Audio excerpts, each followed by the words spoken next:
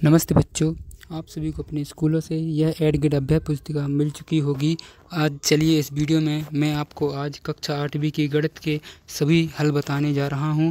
तो इस वीडियो में बने रहिए और एक एक प्रश्न को अच्छे से समझिए, क्योंकि जो यह प्रश्न आपके इस एडगेट अभ्यास पुस्तिका में दिए गए हैं, यही एडगेट अभ्यास पुस्तिका के प्रश्न आपकी वार्षिक परीक्षा या फिर आपकी जो अर्धवार्षिक आगामी समय में होने वाली है, त्रैमासिक होने वाली है, और जो भी क्लास में टेस्ट वगैरह होते हैं उन सब में इसी पुस्तिका के प्रश्न पूछे जाते हैं। इसलिए इस पुस्तिका को सिर्फ भरें ना, इस पुस्तिका के प्रश्नों को अच्छे से याद भी करें। ठीक है, तो चलिए देखते हैं। यहाँ आपको सबसे पहले एक महत्वपूर्ण जानकारी मैं यह दे देना चाहता हूँ कि जो यह आपकी यह पुस्तिका है, यह 2024-25 वर्ष के लिए है। आपको नई पुस्तिका ही लेनी है। अगर आप पुरानी पुस्तिका में भरेंगे या पुरानी पुस्तिका से देखकर भरेंगे तो उस पुरानी पुस्तिका के पूरे प्रश्न क्या कर दिए गए हैं, चेंज कर दिए गए हैं। इसलिए आपको पुरानी पुस्तिका से एक भी प्रश्न नहीं भरने हैं, और ना ही आपको पुरानी वीडियोज़ वगैरह देखनी है। यूट्यूब पर बहुत सारी वीडियो डली हैं जो कि 2023-24 मतलब 23-24 की, 22-23 की और 21-22 की सभी की अपलोड की गई हैं बहुत सारे चैनलों के द्वारा। तो मैं इसमें जो आपको बताने जा रहा हूँ ये बिल्कुल नई पुस्तिका 24-25 की, जो आपके पूरे साल चलेगी। ये इसी पुस्तिका को आपको पूरे साल चलाना है। पूरे साल इसमें देख सकते हैं, यहाँ पर पूरे अध्याय दिए गए हैं। देखिए, सबसे पहले पूरे अध्याय दिए गए हैं। यहाँ पर देखिए पूरे परिशिष्ट तक दिया गया है। मैं आपको इसी चैनल के माध्यम से पूरे परिशिष्ट तक पूरे हल बताऊँगा। आज की इस वीडियो में मैं आपको 1 से लेकर 5 तक, जो कि हमारा परिमेय संख्या, एक चर रैखिक समीकरण, चतुर्भुज को समझना, आंकड़ों का प्रबंधन, वर्ग और वर्गमूल, यह पाँचों के पाँचों अध्याय के हल मैं आपको बताऊंगा आज इस वीडियो में। तो आपको अंत तक बने रहना है और एक एक अध्याय को अच्छे से, एक एक प्रश्न को समझते हुए चलना है। तो सबसे पहले हमारा अध्याय क्या है? सबसे फर्स्ट अध्याय, पहला अध्याय हमारा दिया गया है परिमेय संख्याएँ। तो यहाँ पर परिमेय संख्याएं में हम देखते हैं, थोड़ा सा जानकारी इसमें आपको दे देता हूँ कि जो ये परिमेय संख्या क्या क्या होती हैं। जैसे परिमेय संख्या क्या हो, प्राकृतिक संख्या, पूर्णांक, पूर्ण संख्या, पूर्णांक, यह सब क्या होती हैं, परिमेय संख्या में आती हैं। तो आप सभी को पता है कि प्राकृतिक संख्या क्या होती हैं, 1 2 3 4 5 6, जो ये गिनती 1 से स्टार्ट होती है और अनंत तक जाती है, वह क्या होती हैं, परिमेय संख्या होती हैं। और पूर्ण संख्या क्या होती हैं? पूर्ण संख्या कहाँ से? 0 से शुरू होती हैं। और इसमें आपको नोट करने वाली बात यही है कि जो पूर्ण संख्याएं हैं वो 0 से शुरू होती हैं, और प्राकृतिक संख्याएं हैं जो वह 1 से शुरू होती हैं। और पूर्णांक क्या होते हैं? जो ऋणात्मक और धनात्मक जो भी संख्याएं होती हैं वो पूरी क्या होती हैं, पूर्णांक में गिनी जाती हैं। और आप सभी को पता है, यहाँ पर कुछ थोड़ी सी जानकारी दी है, ये भिन्न होती हैं, ऋणात्मक भिन्न, धनात्मक भिन्न। अगर P/Q के फॉर्म में अगर अपन किसी चीज़ को लिखते हैं, किसी भी संख्या को P/Q के फॉर्म में लिखते हैं, तो वह क्या होती है, एक भिन्न होती है। चलिए देखते हैं, यहाँ की अपन को एक्सरसाइज देखनी है। यहाँ थोड़ा सा जानकारी आपको दी गई है, और आपकी जो पुस्तिका है जब आप समझते होंगे, अगर आप इसको डिटेल से समझना चाहते हैं तो इस वीडियो में कमेंट कर दीजिए। मैं इस वीडियो में आपको एक एक अध्याय का हल और जो भी आपको रहेगा, जानकारी रहेगी, जो भी नॉलेज रहेगा, जो भी मतलब दिक्कत आ रही है आपको, प्रश्नावली भी मैं समझाऊंगा। अगर आप बोलेंगे तो मैं पूरा कंप्लीट उसकी प्रश्नावली जो एक्सरसाइज दी रहती है आपकी पुस्तिकाओं में, वह भी मैं इसके हल लेकर आऊँगा। तो आप चैनल को सब्सक्राइब कर लीजिए और चलिए देखते हैं अभी एडगेट अभ्यास पुस्तिका के हल। ठीक है, तो यहाँ पर पहला प्रश्न हमसे पूछा गया है कि प्रश्नों को पढ़कर दिए गए विकल्पों में से सही उत्तर चुनकर लिखिए और सामने दिए गए सभी घेरे को भरिए। जो आपको ये घेरे दिए गए हैं, ये सामने, इनको भरना है। ठीक है, दूसरी बात, यहाँ पर देखिए, यहाँ पर प्रश्न नंबर पहला दिया गया है, शून्य के लिए निम्नलिखित में से कौन सा कथन सत्य है? तो आपको यह बताना है कि शून्य के लिए परिमेय संख्या के योग के लिए तत्समक है, या फिर परिमेय संख्या के घटाने के लिए तत्समक है, या फिर परिमेय संख्या के गुणन के लिए तत्समक है, या फिर परिमेय संख्या के विभाजन के लिए तत्समक है। तो आपको इसमें से क्या बताना था, 0 निम्नलिखित में से किस कथन के लिए सत्य है? तो अपन सभी को पता है कि परिमेय संख्या के योग के लिए तत्समक है। तो आपको इसमें पहला गोला भर देना है और यहाँ पर टिक लगा देना है, और यहाँ पर क्या कर देना है, उत्तर में आपको लिख भी देना है। उसके बाद देखिए, दूसरा प्रश्न हमसे पूछा गया है, 2/3 की समतुल्य संख्याएँ कौन सी हैं? तो आप सभी को यह मैं बता दूं कि यहाँ पर दिया गया है। देखिए, अगर आपको नहीं दिख रहा हो, मैं थोड़ा सा कर लेता हूँ। जो ये देखिए, पहला यहाँ पर 2/3 की समतुल्य परिमेय संख्या कौन सी हैं? तो 4/6 होती हैं। 2/3 को अगर अपन 2 से समतुल्य, इसके समतुल्य मतलब बराबर, समतुल्य मतलब क्या होता है, बराबर।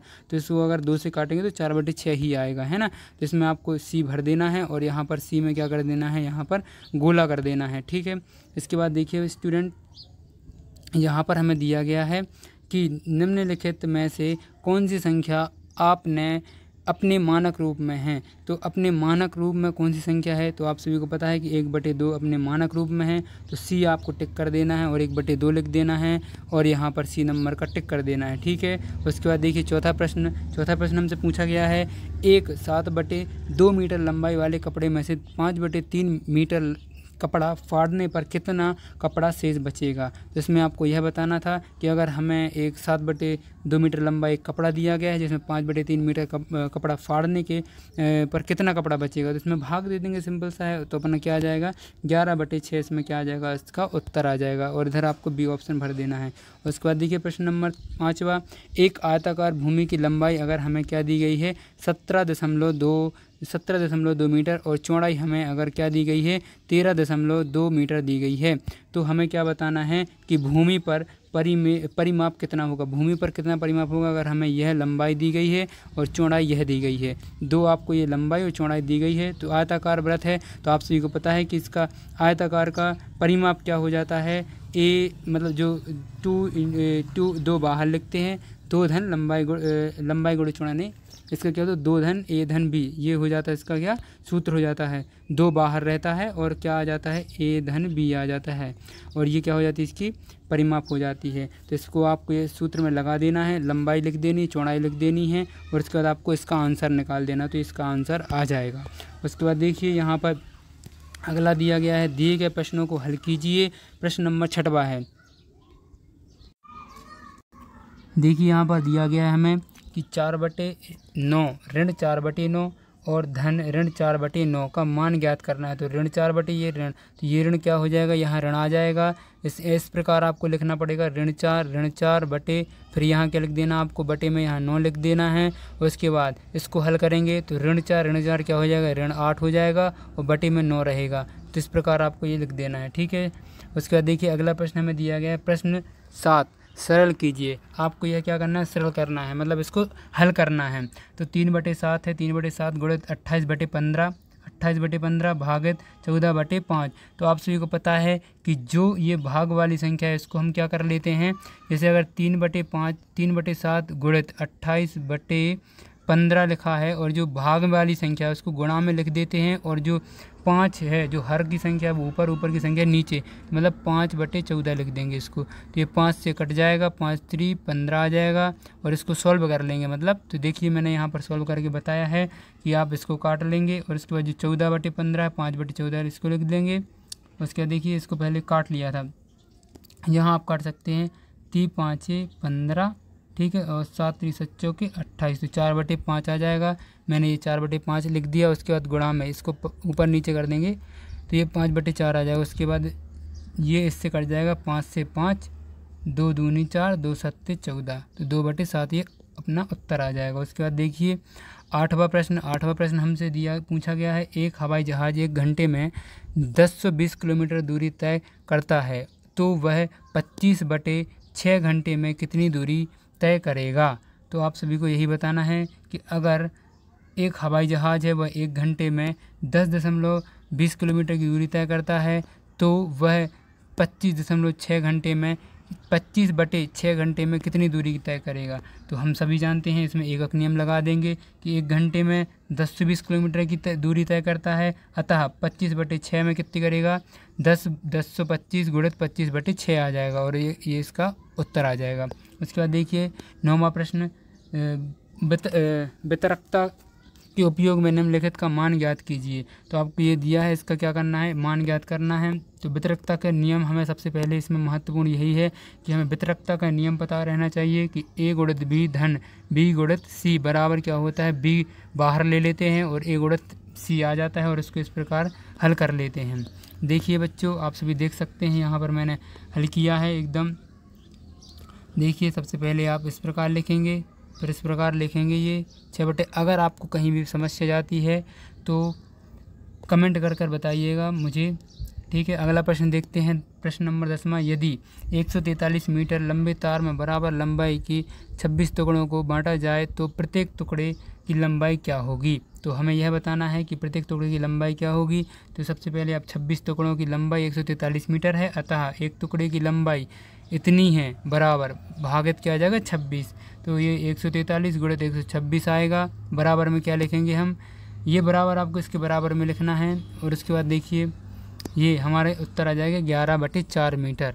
ठीक है। उसके बाद देखिए प्रश्न नंबर 11वां, एक किसान के पास 49 49 सही 4/5 हेक्टेयर क्षेत्रफल का एक खेत है। वह इसे अपने एक पुत्र और 2 पुत्रियों में बराबर बांटना चाहता है। प्रत्येक के भाग का क्षेत्रफल ज्ञात कीजिए। इसमें आपको क्षेत्रफल भाग ज्ञात करना है, तो सबसे पहले हमें क्षेत्रफल का सूत्र पता होना चाहिए। देखिए यहाँ पर मैंने लिख दिया, कुल क्षेत्रफल हमारे पास इतना हेक्टेयर है, ये देखिए। उसके बाद देखिए यहाँ पर हम 10,000 मीटर, अतः एक को कितना हो जाएगा, एक का निकाल देंगे, एक में 1,000 का गुणा कर देंगे, तो हमारा ये मीटर स्क्वायर में आंसर आ जाएगा। देखिए अगला 12वां प्रश्न, 12वां प्रश्न हमसे पूछा गया है कि क्या एक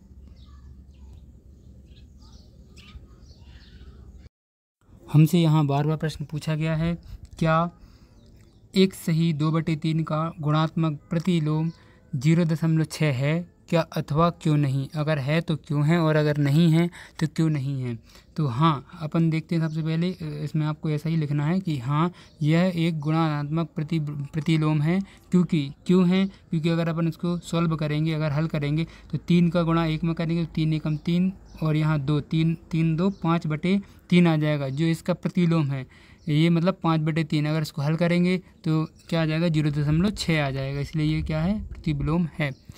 उसके बाद देखिए अगला प्रश्न हमसे 13वां प्रश्न पूछा गया है कि नीचे दी गई जो ये सारणी दी गई है, इसमें कुछ सामान्य पदार्थ के उन भागों को प्रदर्शित करती है जो पुनः प्रयुक्त किए जाते हैं। जैसे कागज़ है, इसको पुनः प्रयुक्त किया जाता है, एल्यूमिनियम के डिब्बों को पुनः, कांच को पुनः प्रयुक्त किया जाता है, और इसको आपको ये सारणी देखनी थी। उसके बाद ये प्रश्न पूछा गया है हमसे पहला कि क्या कागज़ के पुनः प्रयुक्त व्यक्त करने वाली परिमेय संख्या 1/2 से अधिक है या 1/2 से कम है, यह बताना था। दूसरे प्रश्न, बड़े से छोटे क्रम में पुनः प्रयुक्त मात्राओं को व्यवस्थित करना है। जो आपको यह दी गई हैं, इनको क्या करना है, आपको बड़े से छोटे में लिखना है। तो चलिए देख लेते हैं हम। पहला कि 1/2 से कम है, प्रयुक्त मात्रा 3/2, इस प्रकार आपको इसमें घटते क्रम में लिख देना है। ठीक है। उसके बाद देखिए अगला प्रश्न 14वां प्रश्न, इसमें पूछा गया है 3 विद्यार्थी ए, बी और सी अपने घर से विद्यालय के लिए क्रमशः 5/4, 3/4 और 7/3 किलोमीटर दूरी तय करते हैं। तो विद्यार्थी ए और बी की दूरियों का अनुपात क्या है, इसमें अनुपात बताना था। और दूसरे प्रश्न में हमसे पूछा है सबसे ज़्यादा दूरी किस विद्यार्थी द्वारा तय की गई थी, और हमें यह बताना है कि सबसे ज़्यादा दूरी किस विद्यार्थी ने तय की थी।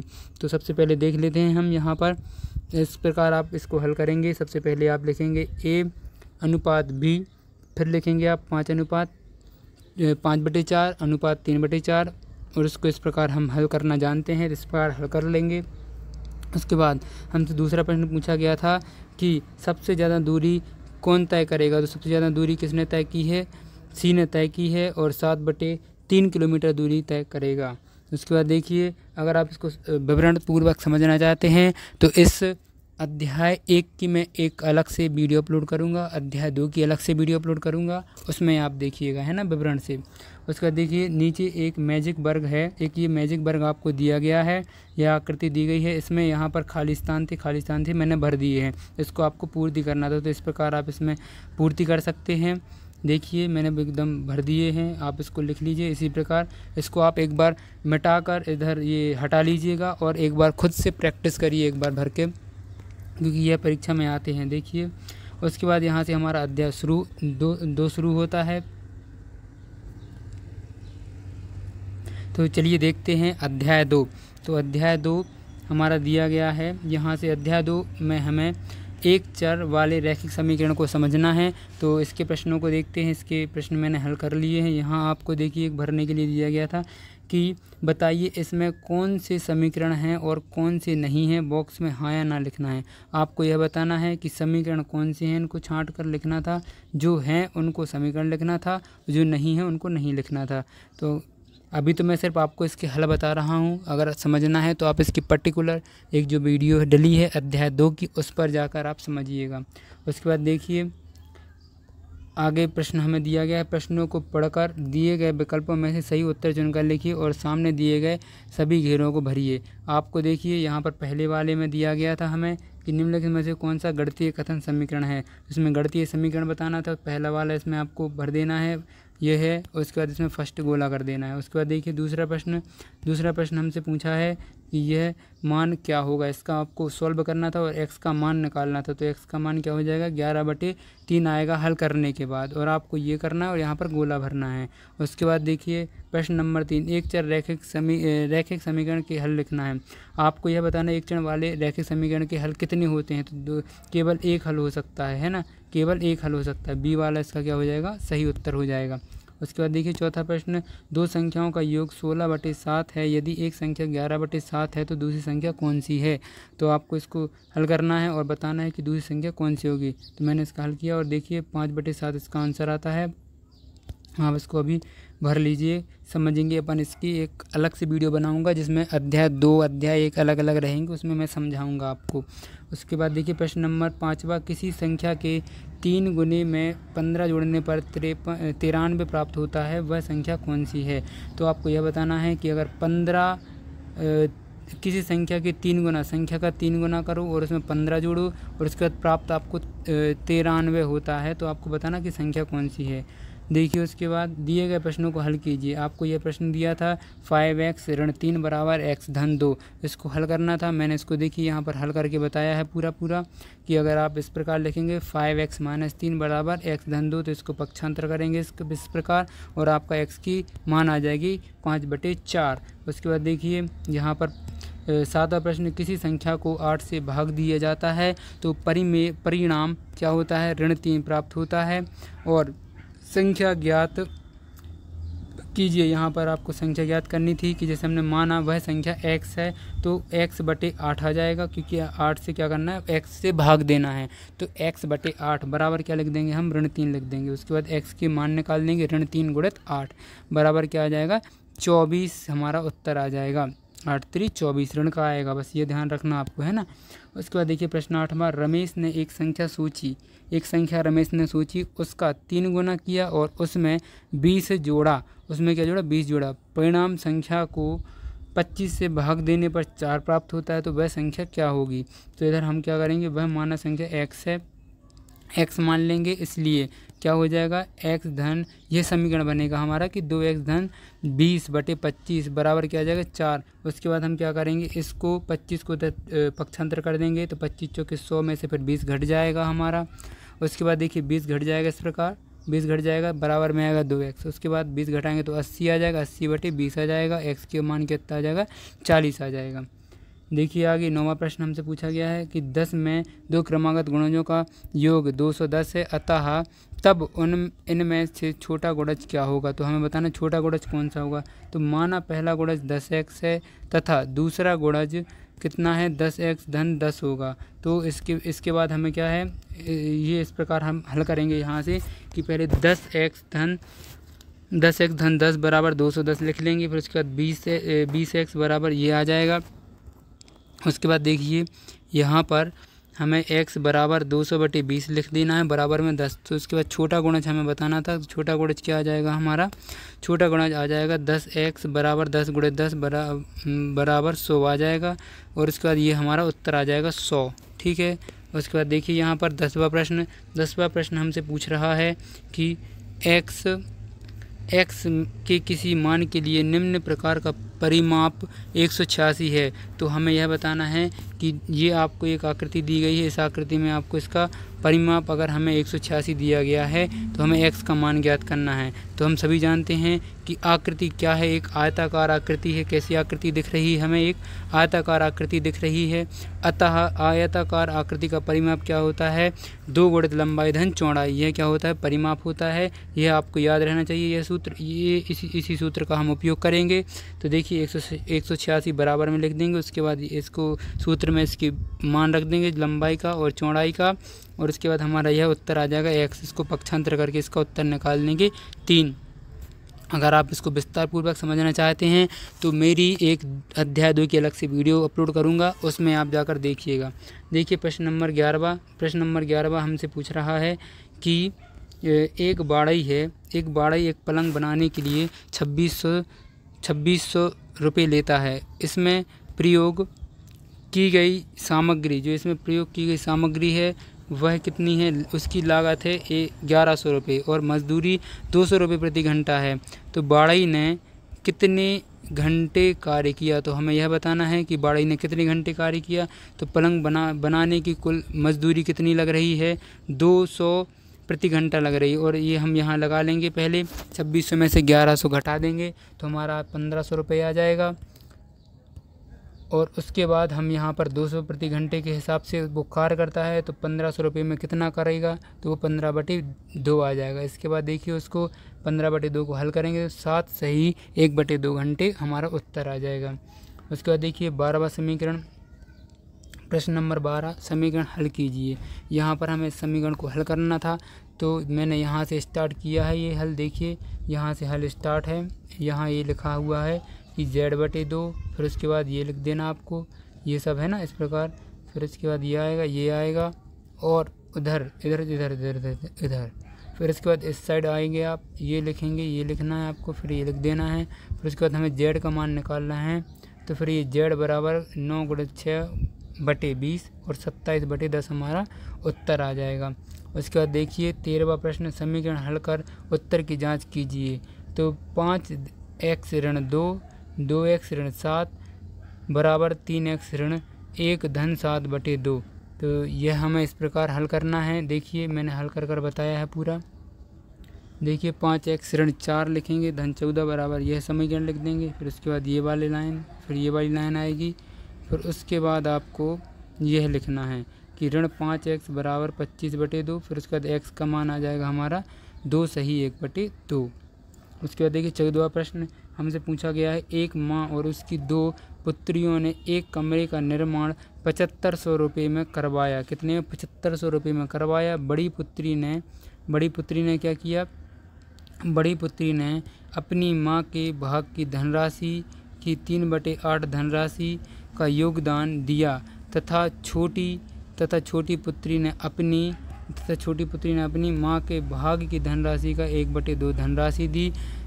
तीनों ने पृथक कितनी धनराशि का योगदान दिया? तो हमें यह बताना था कि तीनों ने कितना योगदान दिया। तो इस प्रश्न को देखिए इस प्रकार हल करेंगे। सबसे पहले हम क्या करेंगे, माना कि माँ का भाग कितना है? x है, तो बड़ी पुत्री का कितना आएगा? 3x/8 आ जाएगा। छोटी पुत्री का x/2 आ जाएगा। उसके बाद x धन 3x/8 धन x/2। उसके बाद इनकी हमें मान दिया था। उसके बाद हम यहाँ से x का मान निकाल लेंगे, तो हमारे पास जो x का मान आएगा वह इसमें अपन रख देंगे। ठीक है। उसके बाद देखिए ये x का मान आ गया हमारा 75,000 × 8/15। उसके बाद x का मान ये आया हमारा लास्ट में 40,000 रुपये माने दिए। तो 40,000 रुपये माने दिए तो अपन को पता है कि बड़ी पुत्री का हमने 3x/8 माना था, तो x का मान इसमें रख देंगे और उसके बाद हमारा उत्तर आ जाएगा 15,000 रुपये बड़ी पुत्री के, और छोटी पुत्री के कितने आ जाएंगे? 20,000 रुपये। उसके बाद देखिए अगला प्रश्न हमसे पूछा गया है कि प्रश्न नंबर 15, नीचे समीकरण मॉडल दिया गया है। एक आपको ये देखिए ये इस प्रकार का मॉडल दिया गया है जिसमें कुछ ये कटोरियाँ और ये धन वगैरह दिए गए हैं। तो हमें यह बताना था कि ये 5x - 6 बराबर 4 दिया गया है। तो हमें पहला प्रश्न हमसे पूछा है कि 7y धन 14 बराबर 7। अगर हम ये 7 ये लेते हैं कटोरी, जैसे ये इनने बताया कि 5, इनने ये हल करके बताया है एक कि जैसे हमने ये 5 लिए हैं, उसके बाद 6 ये लिए हैं, तो हमें बराबर में 4 धन मिल रहे हैं। इसी प्रकार आपको यह बता देना था। 7 हम क्या लिख देंगे? ये बाल्टी लिख देंगे, ये जो भी है। उसके बाद हम 14 क्या लिखेंगे? धन लिख देंगे, और बराबर में हमें क्या लिख जाए? ऋण लिख देंगे, और बराबर में क्या आएगा? ऋण है तो ये ऋण लिखना है, बराबर में 4, तो ये 4 आ जाएंगे। उसके बाद इस प्रकार आप लिख देंगे। ठीक है बच्चों, इस प्रकार हमारा अध्याय 2 के हमने सभी हल देख लिए हैं। और अगर इसी प्रकार आप अगले अध्याय के हल देखना चाहते हैं तो वीडियो में बने रहिए। चलिए देखते हैं आगे। यहाँ से हमारा अध्याय शुरू होता है तीसरा। तो यहाँ अध्याय 3 हमें क्या पूछा है? चतुर्भुजों को समझना। तो सबसे पहले हम देख लेते हैं चतुर्भुजों को समझना। कुछ यहाँ पर महत्वपूर्ण जानकारी दी है चतुर्भुज के बारे में, जैसे समलंब चतुर्भुज होता है ना। और उसके बाद देखिए काइट होती है, आप सभी जानते हैं, इस प्रकार दिखती है, जो कि आकृति दी गई है। यह समांतर चतुर्भुज है, ये समांतर चतुर्भुज अंग्रेजी में पैरेललोग्राम भी बोलते हैं, ठीक है। और उसके बाद ये देखिए सम चतुर्भुज है, ये सम चतुर्भुज है। उसके बाद देखिए आगे ये आयत के बारे में दिया गया है, आयत, वर्ग, ये सब किस में आते हैं, चतुर्भुज में आते हैं। अगर आप विवरणपूर्वक अध्याय को समझना चाहते हैं तो इस चैनल को सब्सक्राइब कर लीजिए, क्योंकि मैं एक एक विषय के एक एक चैप्टर को अच्छे से समझाऊंगा। और आपकी 8वीं की इस बार वार्षिक परीक्षा होने जा रही है, तो आपको अच्छे से तैयारी करनी चाहिए। चलिए देखते हैं, अभी से तैयारी शुरू कर देनी चाहिए वार्षिक परीक्षा की। यहाँ पर आपको कुछ चतुर्भुज की परिभाषा दी गई थी और उसकी कुछ विशेषताएं और गुण दिए गए थे, तो आपको यह पढ़ लेने हैं अपनी पुस्तक से। अब चलिए यहाँ से हमारे प्रश्न स्टार्ट होते हैं। प्रश्नों को पढ़कर दिए गए विकल्पों में से सही उत्तर चुनकर लिखिए और सामने दिए गए सही घेरे को भरिए। आपको जो घेरे दिए गए हैं, इनको सभी घेरों को भरना था जो सामने दिए गए हैं। तो देखिए यहाँ पर सबसे पहला प्रश्न हमसे पूछा गया है, किसी चतुर्भुज के चारों अंतः कोणों का योग कितना होता है। तो हमें सभी को पता है कि जो चतुर्भुज के ये चतुर्भुज इसके चारों अंतः कोणों का योग कितना होता है, 360 होता है। तो आपको 360 लिख देना है। प्रश्न नंबर दूसरा, यदि किसी चतुर्भुज के विकर्ण परस्पर समकोण पर समद्विभाजित करें तो वह क्या होगा। तो वह क्या हो जाएगा, आयत हो जाएगा। उसके बाद देखिए तीसरा प्रश्न हमसे पूछा गया है कि षष्ठभुज के प्रत्येक अंतः कोणों का योग कितना होगा, 720 हो जाएगा। उसके बाद देखिए चौथा प्रश्न हमसे पूछा गया है, एक चतुर्भुज के 3 कोण बराबर हैं, चौथे कोण की माप 120 है, तो बराबर कोणों में से प्रत्येक की माप होगी। तो हमें यह बताना था कि प्रत्येक की कितनी माप होगी, तो 80 होगी। जैसा कि मैं आप सभी को बोल रहा हूं कि मैं इसमें आपको विवरण पूर्वक नहीं बताऊंगा, सिर्फ हल बताने आया हूं। प्लीज़ आप यह कमेंट ना करें। अगर आप चाहते हैं कि फुल वीडियो देखें तो इसका कमेंट आप ज़रूर कर सकते हैं, जी सर आप फुल वीडियो अपलोड करिए, तो मैं कर दूँगा, ठीक है। उसके बाद ये पाँचवा प्रश्न देखिए, एक वर्ग ABCD में विकर्ण 0 बिंदु पर मिलते हैं, तब AOB ट्राइंगल है एक, तो उसमें आपको बताना है कि क्या होगा। तो समद्विबाहु त्रिभुज हो जाएगा, क्या हो जाएगा, समद्विबाहु त्रिभुज हो जाएगा। उसके बाद देखिए यहाँ से हमारे लिए कुछ प्रश्न हल करने के लिए दिए गए हैं। सबसे पहले छठवां प्रश्न देखते हैं कि एक समबाहु की भुजाओं की संख्या ज्ञात करना है, जिसमें हमें क्या दिया गया है, जिसके प्रत्येक बाह्य कोण का माप क्या हो, 60 अंश हो, 60 डिग्री हो। तो हमें क्या बताना था कि समबाहु की भुजाओं का संख्या बतानी थी, तो कितनी होगी। हमें सभी को पता है कि 360 बटे बाह्य कोण इसका क्या होता है, सूत्र होता है, तो वह लगा देंगे। तो 360 बटे हमें 60 दिया, तो बाह्य कोण कितना, 60 दिया, यहाँ पर काट देंगे, 6 36, तो 6 भुजाएँ आ जाएंगी। इसके बाद देखिए 7वां प्रश्न हमसे पूछा है कि नीचे दी गई आकृति में कोण x का मान ज्ञात करना है। x कोण का ज्ञान, x हमारे लिए ये दिया गया, इसका हमें क्या करना है, मान ज्ञात करना है। तो जैसा कि हम सभी जानते हैं कि बाह्य कोणों का योग 360 डिग्री होता है। ये आपको याद रहना चाहिए कि बाह्य कोणों का योग कितना होता है, 360 अंश होता है। और उसके बाद आप 60 धन 90 धन 110 धन x बराबर लिखेंगे 360। उसके बाद 260 धन x बराबर क्या आ जाएगा, 360। फिर उसके बाद हमारा क्या आ जाएगा, तब उसके बाद x के साइड पक्षांतर कर देंगे तो 100 डिग्री हमारा इसका x का उत्तर आ जाएगा। उसके बाद देखिए 8वां प्रश्न, एक बहुभुज एक का प्रत्येक अंतः कोण 108 डिग्री है, इसकी भुजाओं की संख्या ज्ञात कीजिए। इसकी भुजाओं की संख्या ज्ञात करनी थी। यहाँ हमें बाह्य कोण एवं अंतः कोण का योग दिया गया है, 180 होता है। यह हमें पता है कि बाह्य कोण और अंतः कोणों का योग कितना होता है, 180 होता है। तो जो ये है, और हमें यह भी पता होना चाहिए कि भुजाओं की संख्या का सूत्र क्या होता है, 360 बटे बाह्य कोण होता है। तो हमारे लिए 360 बटे 72 लिख देंगे, तो 5 हमारे क्या आ जाएगा, आंसर आ जाएगा। और उसके बाद देखिए यहाँ तब बाह्य कोण कितना हो जाएगा, 72 आएगा। उसके बाद देखिए 9वां प्रश्न हमसे दिया गया है कि दिए गए समांतर चतुर्भुज PQRS, एक ये PQRS आकृति दी गई थी हमें, ये PQRS आकृति दी गई थी। इसमें हमें अगर मान लो R 80 दिया है तो अन्य सभी कोण की माप ज्ञात करनी है। तो हमें दिया गया है क्या, एक R दिया गया है, बस हमें R क्या दिया गया है, 80 डिग्री। और उसके बाद हमें R बराबर R, क्योंकि सम्मुख कोण है। उसके बाद LP क्या आ जाएगा, 80, LP भी आ जाएगा। उसके बाद देखिए यहाँ पर एल पी और एल क्यू को अपन जोड़ देंगे तो 180 आसन्न कोण हैं। तो एल क्यू की वैल्यू आ जाएगी, यहाँ से एल क्यू का मान कितना आ जाएगा 100 डिग्री आ जाएगा, तथा एल क्यू बराबर एल एस बराबर ये भी 100 हो जाएगा। तो एल एस का मान ज्ञात करना था हमें, है ना। तो सभी के मान आ गए, इसका 100 आ गया, इसका 80 आ गया, ये 80 आ गया, इनका 100 आ गया, क्योंकि वो सम्मुख कोण है। उसके बाद देखिए प्रश्न नंबर 10वां, किसी सम्मुख बहुभुज के बहिष्कोण का अंतः कोण से अनुपात 1:4 है तो संख्या ज्ञात कीजिए। तो माना जैसे हमने कि बहिष्कोण x है तथा अंतः कोण 4x है, तो यहाँ से हम निकाल देंगे कि भुजाओं की संख्या क्या होती है 360/36। सबसे पहले हमें बाह्य कोणों की ज्ञात करना पड़ेगा, तो ये हमें पता है कि x-4x बराबर 180, ये आ जाएगा हमारा 36 आ जाएगा पहले, फिर 36 का मान हम बाह्य कोण की इधर रख देंगे तो हमारा आंसर आ जाएगा। उसके बाद देखिए प्रश्न नंबर 11वां, दिए गए समांतर चतुर्भुज में x और xy का मान ज्ञात करना है। समांतर चतुर्भुज के सम्मुख कोण का बराबर कितना हम अभी पढ़ चुके हैं, यह होता है। तो 6y बराबर कितना आ जाएगा हमारा 120 आ जाएगा। उसके बाद y बराबर हमारा 120/6 बराबर 20 आ जाएगा, क्योंकि 6 दूनी 12 मतलब 20 आ जाएगा। उसके बाद देखिए यहाँ पर हम ये लिखेंगे कि 5x, फिर उसके बाद हमारे यहाँ से x की वैल्यू आ जाएगी, ये y की वैल्यू 20 आ गई, x की वैल्यू 10 आ गई, और हमें यहाँ x और y की वैल्यू रख देनी है, तो हमारा क्या आ जाएगा उत्तर आ जाएगा। उसके बाद देखिए 12 प्रश्न हमसे पूछा गया है कि पतंग अगर एक PQR है, से जैसा हमने बताया था पतंग काइट, तो काइट क्या किस में आता है चतुर्भुज में आता है। तो इसमें हमें सबसे पहले ये पता रहना चाहिए कि इसकी गुण क्या क्या होते हैं पतंग के। तो अगर आपको गुण पता है तो आप ये हल कर सकते हैं। तो यहाँ एल क्यू बराबर एल एस रहता ही है उसमें।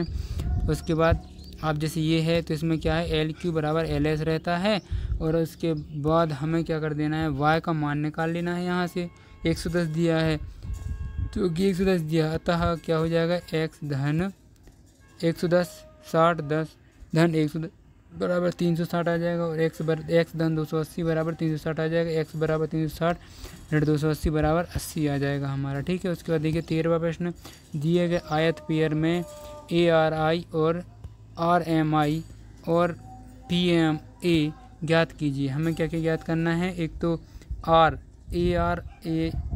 ARI मतलब ये वाला ज्ञात करना है, और RMI मतलब RMI ये वाला कोण ज्ञात करना है, और PMA ये वाला कोण ज्ञात करना है। ये दोनों तो हमें पता है कि वर्टिकल अपोजिट एंगल हैं।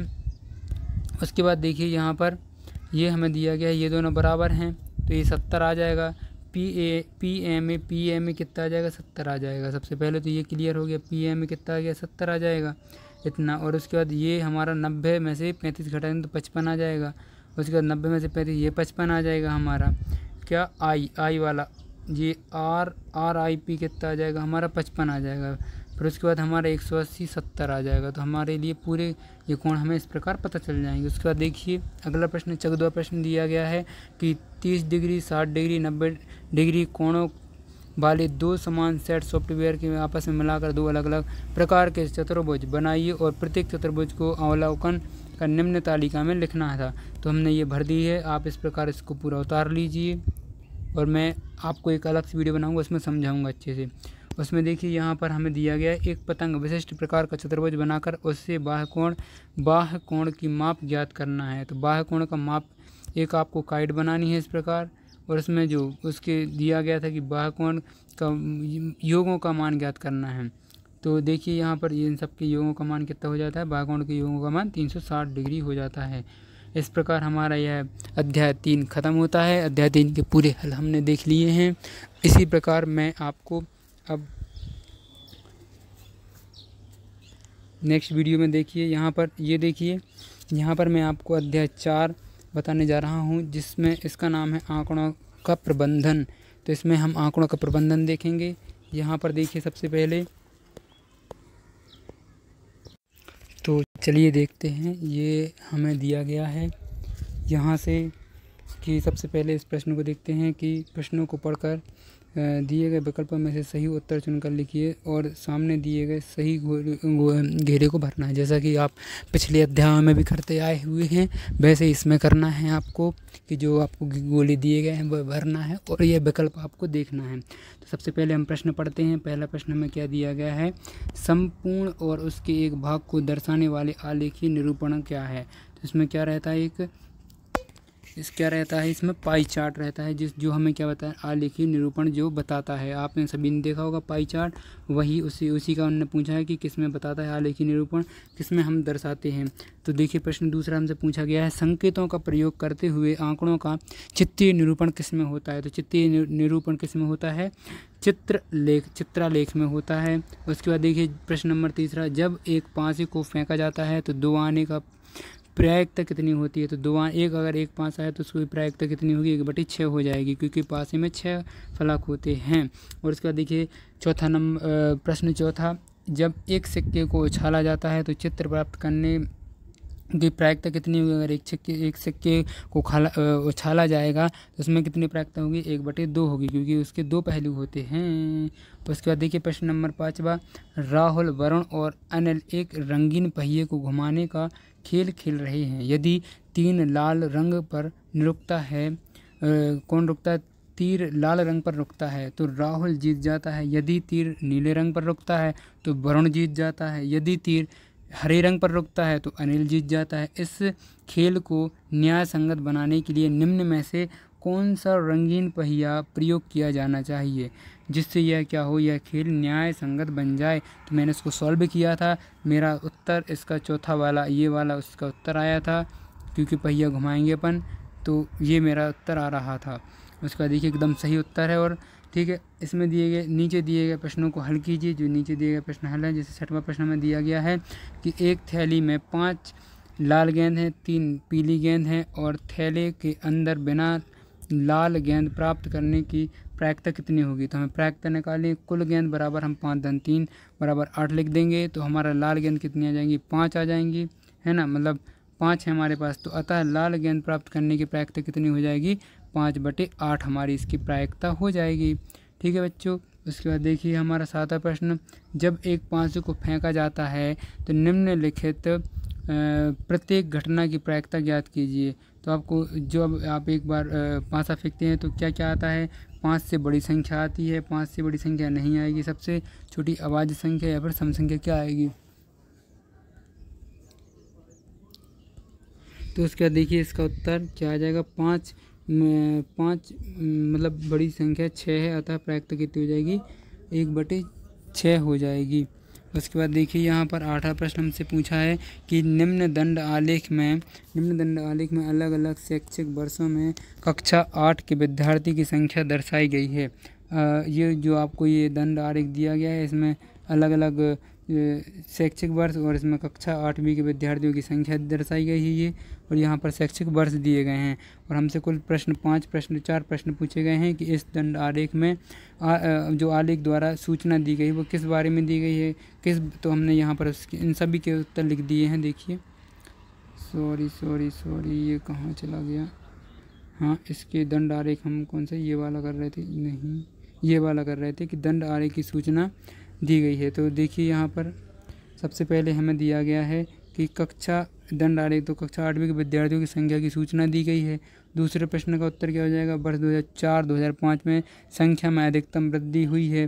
ठीक है। उसके बाद तीसरा प्रश्न क्या आ जाएगा, वर्ष 2007-8 में विद्यार्थियों की संख्या अधिकतम है, यह कथन असत्य है। ठीक है।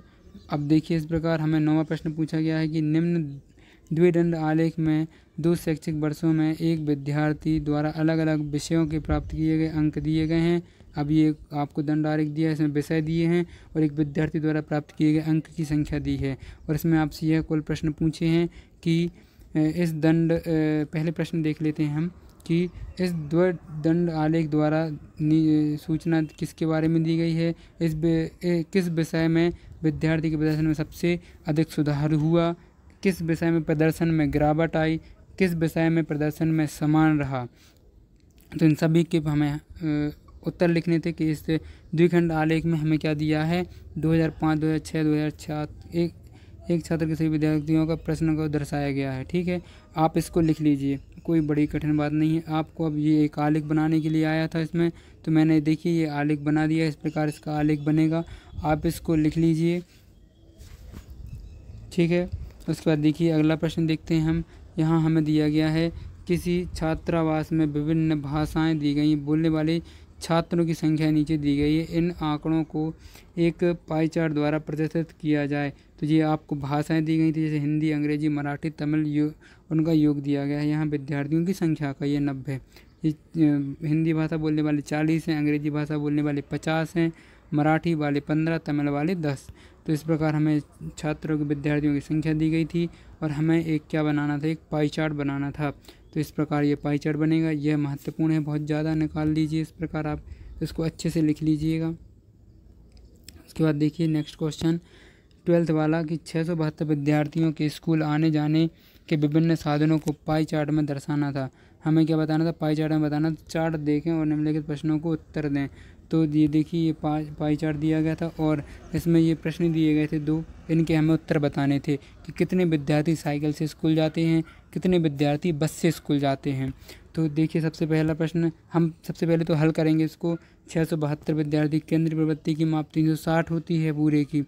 तो इसमें साइकिल वाले कितने हैं, 90 डिग्री, और बस की माप वाले 120 डिग्री हैं। तो साइकिल से जाने वाले को क्या आ जाएगा, 90/360 गुणे 672 कर देंगे तो 168 हमारा क्या आ जाएगा, साइकिल से जाने वाले विद्यार्थियों की संख्या आ जाएगी। उसके बाद देखिए बस से जाने वाले जो विद्यार्थियों की संख्या निकालने के लिए भी इसी प्रकार हम क्या करेंगे, 120 डिग्री है, 120 डिग्री बटे 360 गुणे 672 आ जाएगा और इसका 224 इसका आंसर आ जाएगा। उसके बाद देखिए 13वां प्रश्न हमसे पूछा गया है कि नीचे दिए गए पाई चार्ट में सिंचाई के विभिन्न तरीकों को दर्शाया गया है।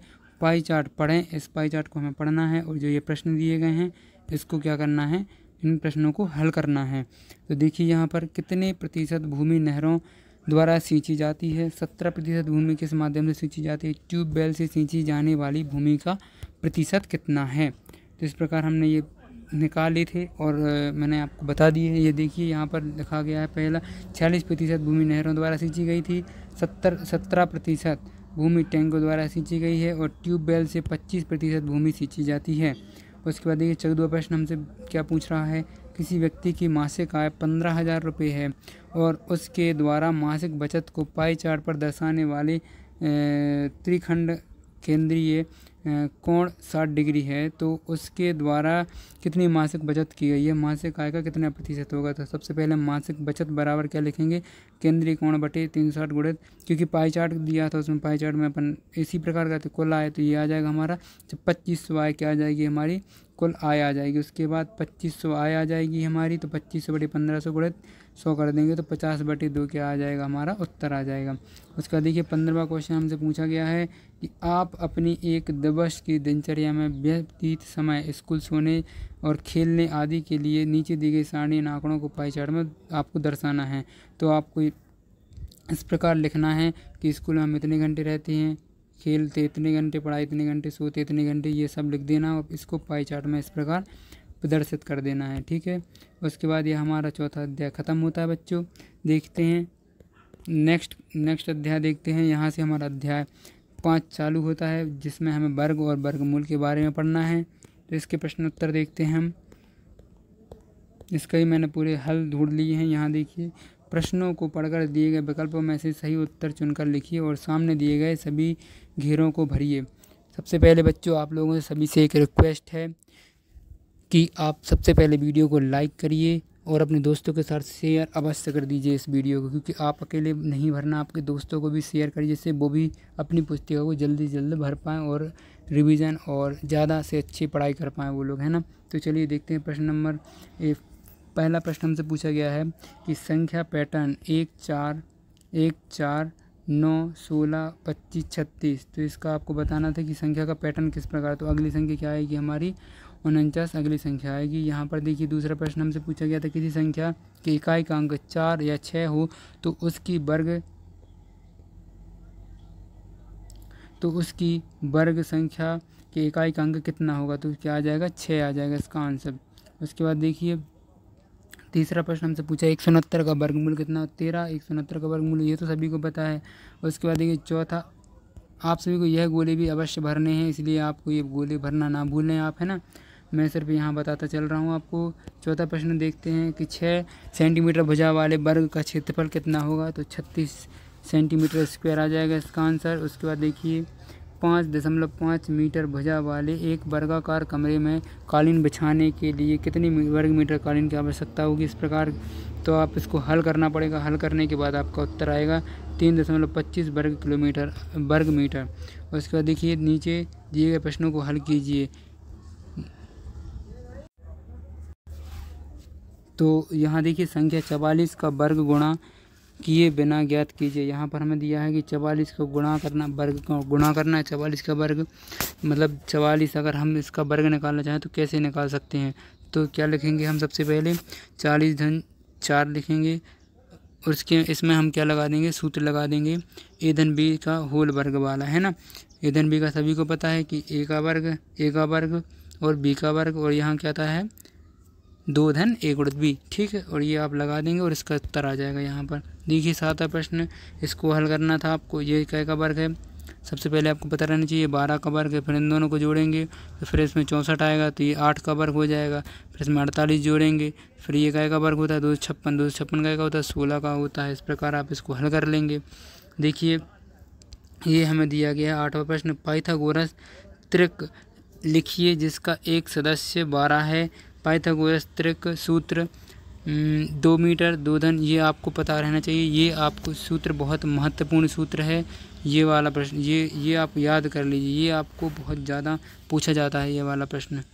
और इस प्रकार इसको हल करेंगे। देखिए आप अभी इसको भर लीजिए आप, है ना। मैं समझाऊंगा, एक अलग सी वीडियो लाऊंगा जिसमें। देखिए यहाँ पर दिया गया है 9वां प्रश्न, अभाज्य गुणनखंड विधि से दी गई संख्याओं के वर्गमूल ज्ञात कीजिए। तो हमें इसकी जो आपको यह 2 संख्याएँ दी थी 1296, इसके वर्गमूल ज्ञात करना था। तो इस प्रकार हम वर्गमूल ज्ञात करते हैं। तो आपको यह पूरा लिखना है, यह लिखना यहाँ से, फिर ये पूरा आ जाएगा, यहाँ 36 आ जाएगा। फिर दूसरे वाले का ये है और इसका ये मैंने निकाला है यहाँ पर, ये देखिए। तो ये लिख देना आपको, है ना। चलिए देखते हैं इसमें भी हमें क्या निकालना था कि वह सबसे छोटी से छोटी संख्या ज्ञात की जिससे 600 को भाग देने पर वह पूर्ण वर्ग बन जाए। तो ये देखिए यहाँ पर हमें दिया गया है इसका, अतः ये पहले आपको ये हल करना है पूरा, पहले आपको ये लिखना है ना। उसके बाद आप इस प्रकार लिखिए ये फिर अतः 600 गुणनखंड लिख देंगे, अभाज्य गुणनखंड लिख देंगे, ये युग्म आ जाएंगे, 6 लिख देंगे, ठीक है। उसके बाद ये 11 प्रश्न, भाग विधि से 625 का वर्गमूल ज्ञात करना है इसका। तो इसमें वर्गमूल अपन को 625 से ज्ञात करना है। तो देखिए क्या करेंगे हम, 625 25 धन 625 आएगा अपना, जिसमें हम वर्गमूल 625 का कितना हो जाता है 25 25 हम 625 हो जाता, कुछ है ही नहीं। देखिए 12वां प्रश्न देखिए, वह सबसे छोटी संख्या ज्ञात कीजिए जिससे 200 को गुणा करने पर वह एक पूर्ण संख्या बन जाती है। तो हम क्या करेंगे इसमें, जैसे 200 है तो 200 के पहले गुणनखंड निकाल लेंगे और अभाज्य संख्या गुणन 2 का युग्म नहीं है, 200 में एक गुणा करने पर संख्या पूर्ण वर्ग हो जाएगी, ठीक है।